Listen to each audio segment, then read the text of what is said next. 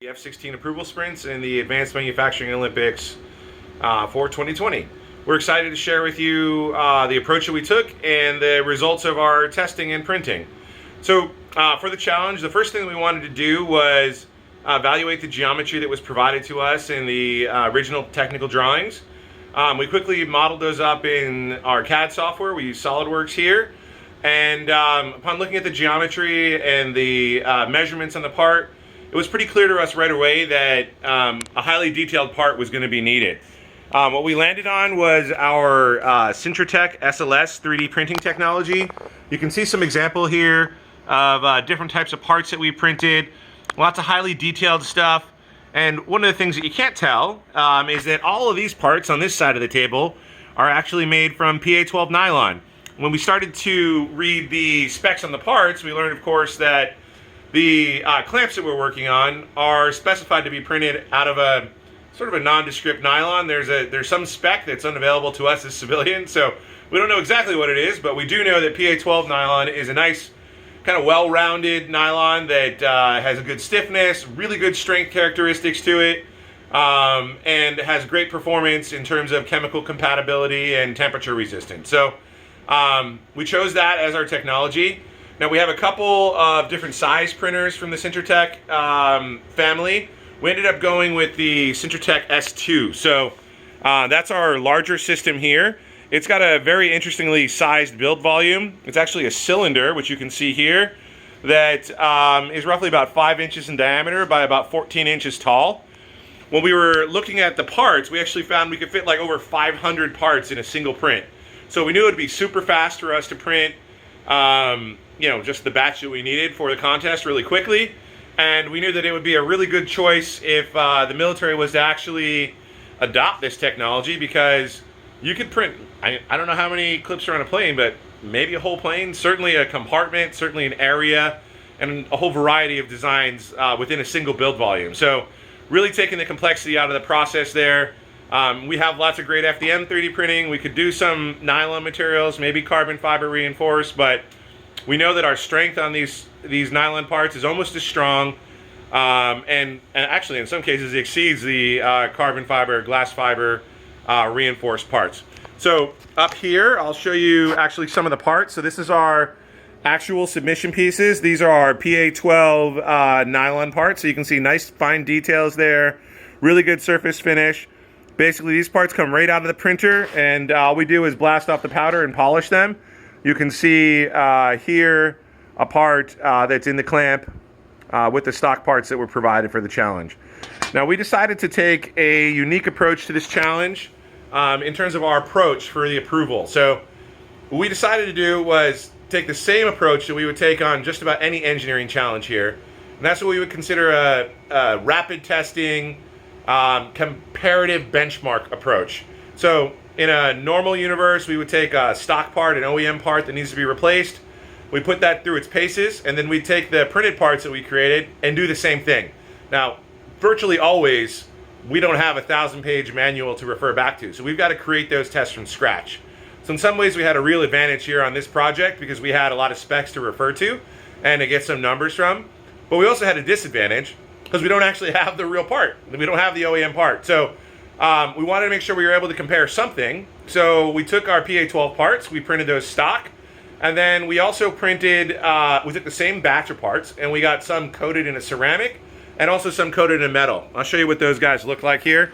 So these are our metal coated parts. These are coated with a copper coating as well as a nickel coating on top of that. You can see they've got a little bit of additional surface texture, and these are pretty cool. You can hear, I mean, they feel metal, they look metal, they are cold to the touch, and we get some really nice characteristics from that, which we'll share with you in the testing in just a moment. We also looked at another approach, which was a ceramic coating. So these parts are effectively painted with a ceramic, and then that ceramic is baked, and that bakes on. You can see it'll smooth the surface of the parts quite a bit. It fills in any surface texture details, and again, it's going to make parts stronger and give it some unique mechanical properties. So what we're trying to do here is give ourselves a comparison to look at, and at the end of the day, for our final choice, certainly we're going to need to look at the OEM parts, but this gives us a really even starting plane and allows us to maybe eliminate some of the versions because perhaps they just don't meet the minimum requirements. So you can see Julian over there around my shoulder. I'm going to have him show you a little bit about the test that we ran. Yeah, thanks Alex. So with comparative benchmark and the rapid testing that was required for such a short time frame, we knew that we pretty quickly had to fabricate a variety of tests that could be conducted simply and repeatedly every time. So what we've conducted here, we've got a test rig that we fabricated out some steel, and we've got various mounting points that we can pick and choose. This was actually the configuration that we used for our drop test. That was one of the 5 tests that we've conducted for the TDP. Here we've got a indicator, and basically we, to the spec, we have a stack of cinder blocks in the back room, and we drop it on some wooden platforms on the floor. It's pretty simple. We would take a look at it and make sure that nothing broke, and that's kind of all there was to it. So we would check the PA12, we check the ceramic, we check the metal, and do a comparative to one another instead of to a test requirement. Along that same vein, we also tested the pull-out force required. So we held our test rig vertically, and we had some safety wire, made a hook, and we tested actually how much force it would take to pull out one of these rods.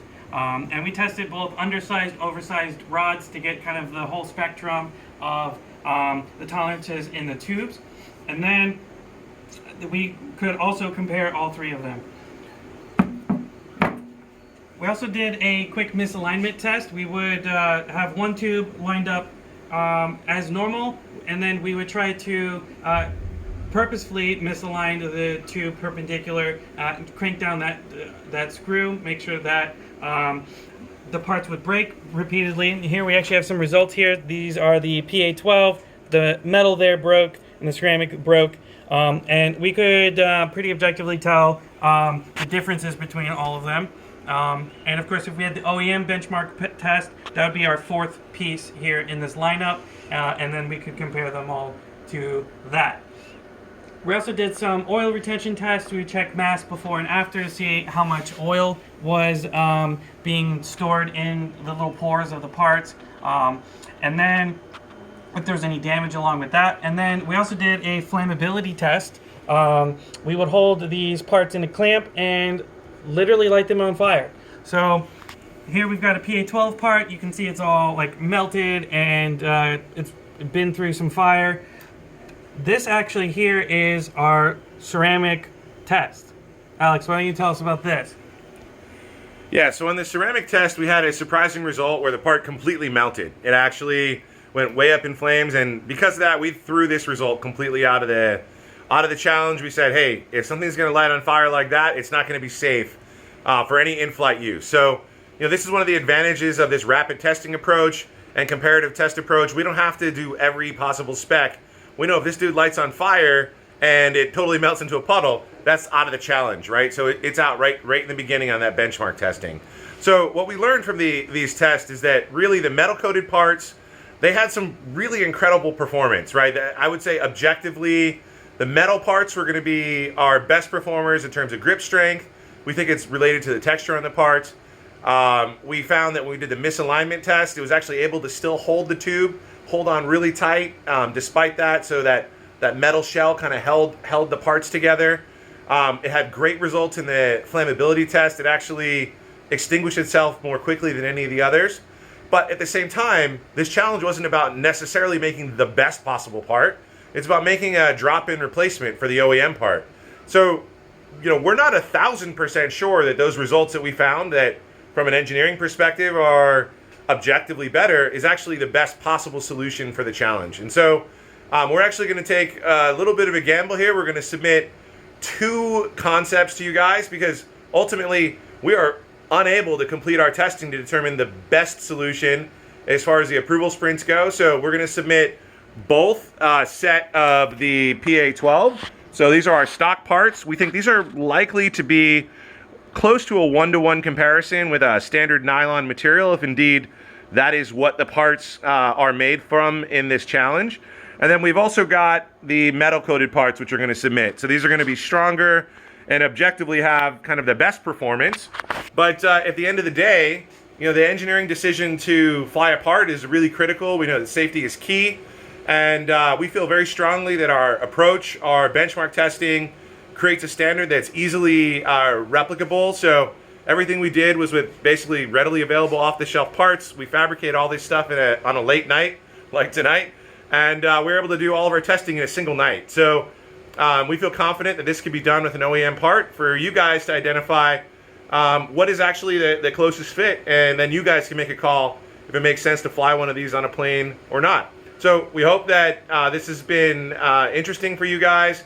We've been very honored to be part of this contest. We hope that what we've put together is what you guys are looking for, and we can't wait to see what the competition's got as well. So thank you very much, and we look forward to hearing the results soon.